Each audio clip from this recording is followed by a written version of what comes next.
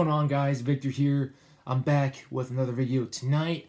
I do want to talk about a very exciting fight that will be coming up in the next couple of months. This isn't in the UFC. This isn't in Bellator. This is going to be in the Professional Fighters League, PFL, which used to be the World Series of Fighting. They are going into their third season. They had to delay their whole entire 2020 season as a result of the COVID-19 pandemic, but they are coming back on April 23rd with a bang. Two former UFC fighters, Anthony Showtime Pettis versus Clay Collard, is going to be the fight that basically headline.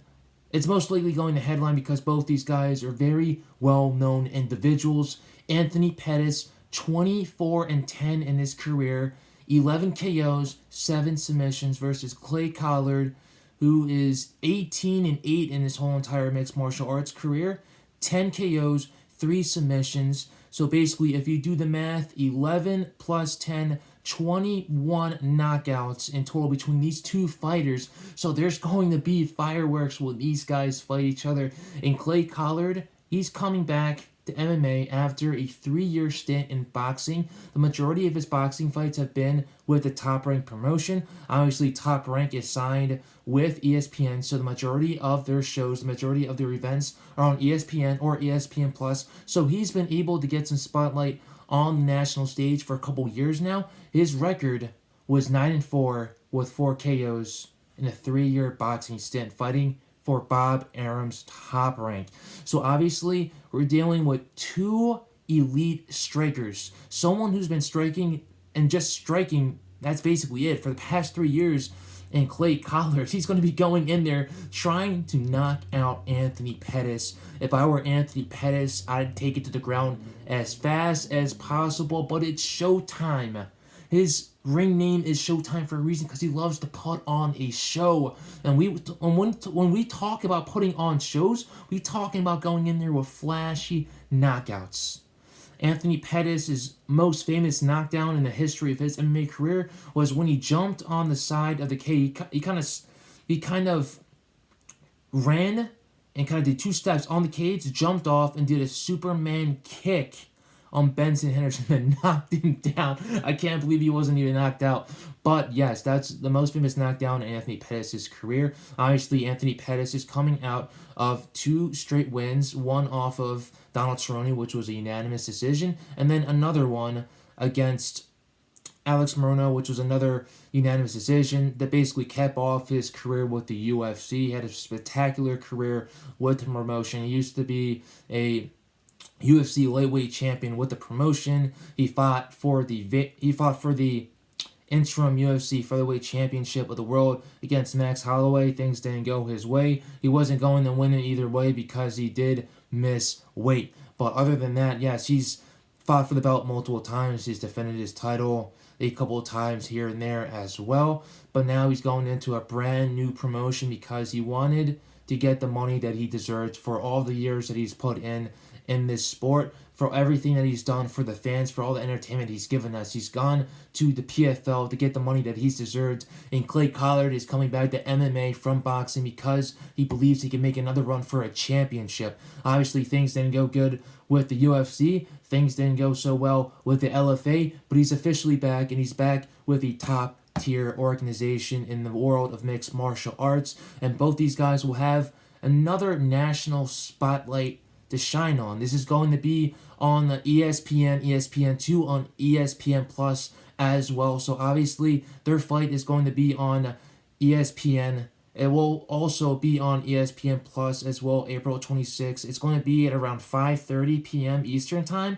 So expect the fireworks very early on in the day, and it's going to be a great event. If you ask me, both of these... Oh, before I even go into my pros and cons and who has the upper edge against who, obviously Clay Collard has been away from the sport for a very long time. The last time he was in the UFC was in 2014 when he had to win against Alex White. So he hasn't had a win in MMA since 2014. That was 7 years ago. So obviously a lot for Clay Collard to go into. He wants to get a win. He's the hungrier fighter coming in here. He wants to let the world know that he's still here, that he's still a threat in that PFL lightweight division. Both these fighters are going to be chasing the current two-time PFL champion, Nathaniel Schultz. And Nathaniel Schultz is, holy smokes, that guy is electric.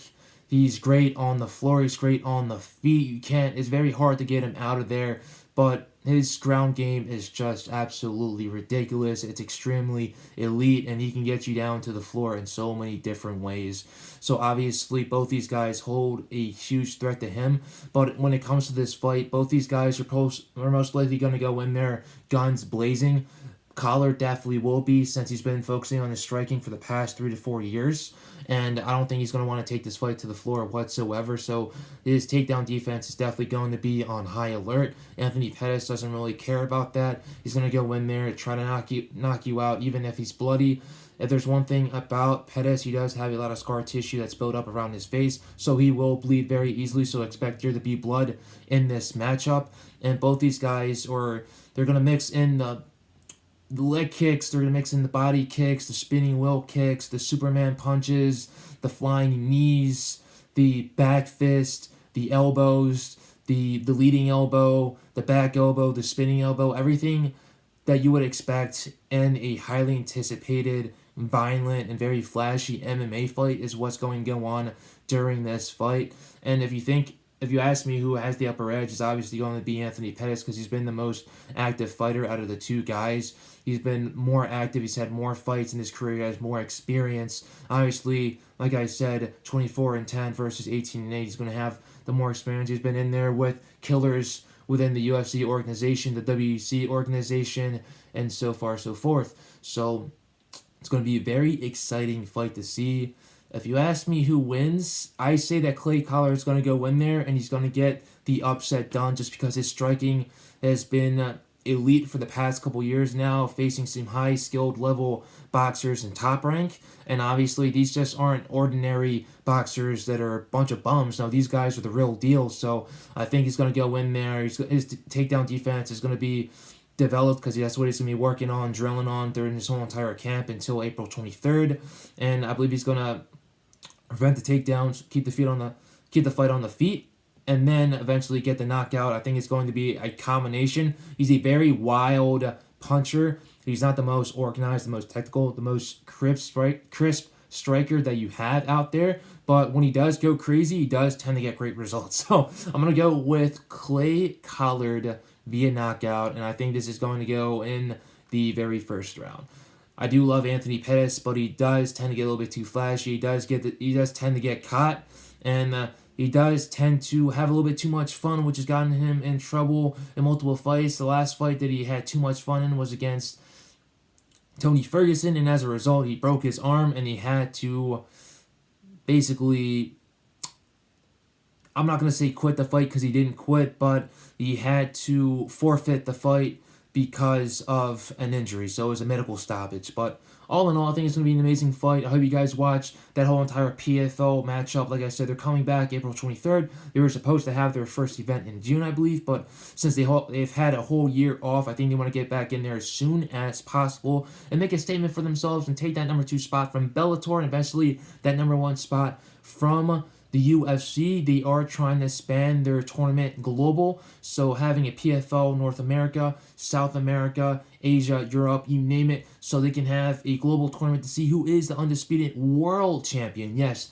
the world champion off of different tournaments in different continents, which I think it's going to be very interesting. But I hope you guys enjoy the fights once again. I hope you guys see it, because the PFL is a very professional organization, and it's a very well done organization at the same time, and they're only just evolving. They're still a brand new organization, even though they used to be the WSOF World Series of Fighting. So I appreciate you guys for watching this video, and I appreciate you guys for watching it. Always stay safe, stay blessed, and we will be over this pandemic, and we will be back in the stadiums. We will be back as part of the masses very, very soon. Later, guys.